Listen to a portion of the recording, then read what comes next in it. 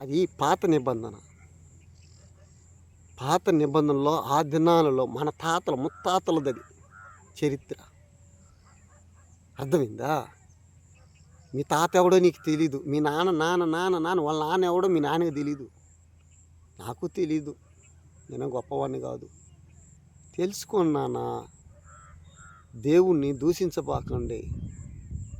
దేవుణ్ణి తిట్టుకోబాకండి. అందరం మనము నువ్వేం చేసినా నేనేం చేసినా మన ఆస్తి ఒక్కటే.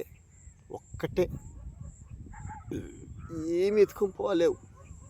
6 అడుగుల గుంట కావాలి నీకు నాకు. శాశ్వతమైనది అది. ఈ లోకంలో నువ్వు డబ్బు సంపాదించవచ్చు, కారు సంపాదించవచ్చు, నువ్వు ఈరోజు విమానంలో తిరగచ్చు, ఎక్కడైనా తిరగచ్చు, ఎంతలా సరుడైన వేసుకోవచ్చు, ఎంతలా ఉంగరాలైన వేసుకోవచ్చు చేతలకి. కానీ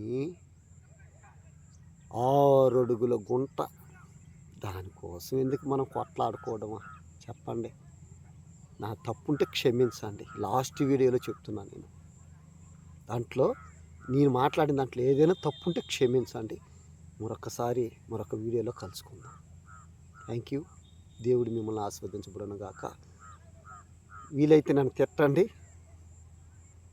వీలైతే సబ్స్క్రైబ్ చేయండి, లైక్ చేయండి. బాధతో చెప్తున్నా, పసి పాప గురించి చెప్పాను ఇప్పటి వరకు. బాధతో నన్ను క్షమించండి ప్లీజ్. ఇలా మాట్లాడారని దేవుని తిట్టుకోవడం కాదు. మనం ఒకరికొకరు కోపాలు ఎందుకు మనకి? 6 అడుగుల గుంట కోసం మనం కొట్లాడుకుంటుంది.